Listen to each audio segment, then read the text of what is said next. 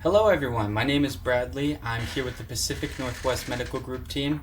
Today I wanted to go over our June support group meeting slides. We went over some key information for everyone. It's mental habits for health to keep losing weight. Sometimes losing weight can be difficult even with the medication. It's not just a miracle pill. Let's go through some of the important things to remember here.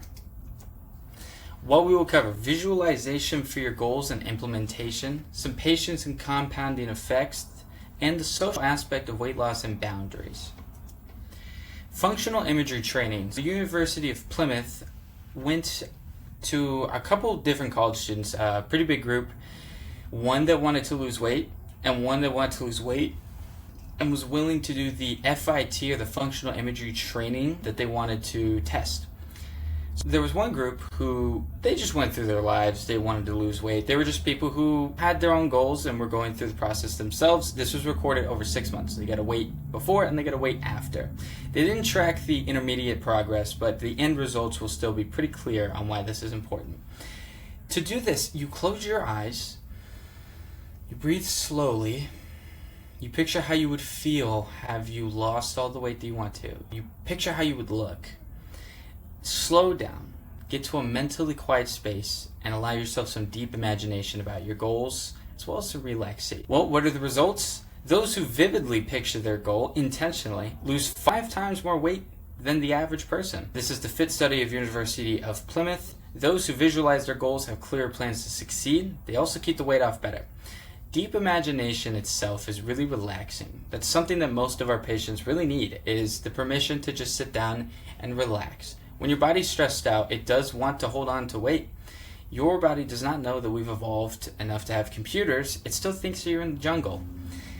Being stressed out in the jungle could mean that you're stressed that you don't have enough food. You're stressed about predators. We're all still a little bit under-evolved for the world that we live in. We do need that relaxation, that time to sit down and just breathe. On average, a regular person was only 6 pounds less than they were 6 months ago. However, the Visionaries group was 30 pounds smaller than they were at the beginning of the study. Now that's some pretty impressive weight loss just for thinking, for sitting down and thinking, right? Now, slow down and make more change. Add small habits each month. Add the bigger habits slowly over seasons. But only do one at a time, because trying to change your life overnight usually does not work. Habits take time, and stress ruins weight loss efforts.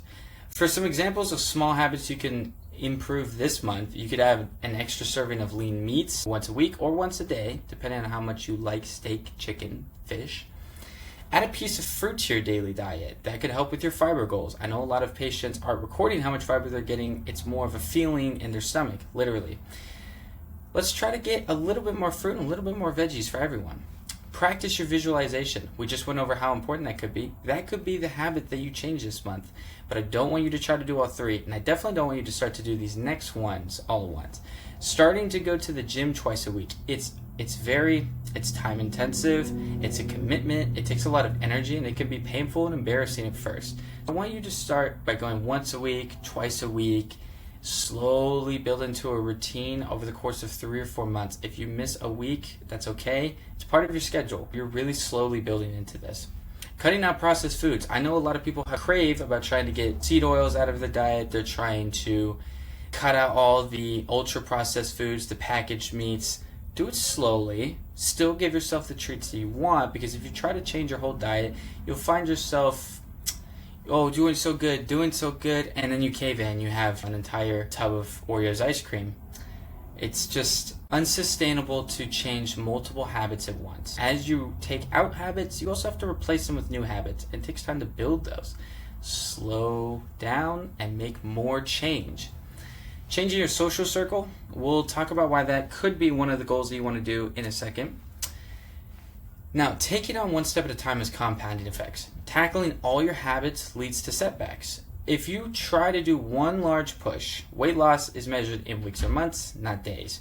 Visual progress takes real time. The feeling of fire to change dulls and fades, and you feel comfortable with how you are. The feeling of fire changes, it dulls, it fades. The reason that one large push only lasts about a week or 2 is that's as long as that feeling that got you off the couch, that's the longest you're going to feel it. The medicine can help you with your appetite, but your habits are still up to you. I'm not saying anyone has bad habits. I'm saying if you do feel like you need to change them, to slow down and take them one at a time.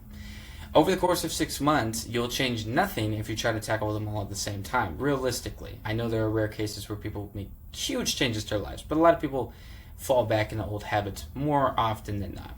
Small changes add up though. Changing one small habit every month for 6 months means you change small 6 habits. A penny that doubles every day for a year is worth more than $1 billion. Think about it. A small incremental change is powerful. Social implications. Partners with sweet tooths may cause diet relapses you're avoiding. Friends who aren't determined to your benefit, knowingly or not, may invite you to your favorite restaurant. Social events or places that bring temptations, bars, parties, concerts, can push you off course. You can enjoy life. You only get one life. But be mindful of where you are and how it can affect your goals. Set strong boundaries confidently. Don't be afraid to sit down and tell everyone this is what you're doing and you will not do otherwise. If they invite you to Olive Garden and you already know that that's too many calories, just don't go.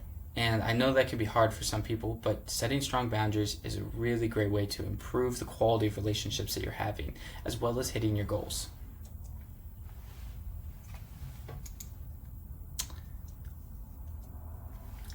Avoid comparison.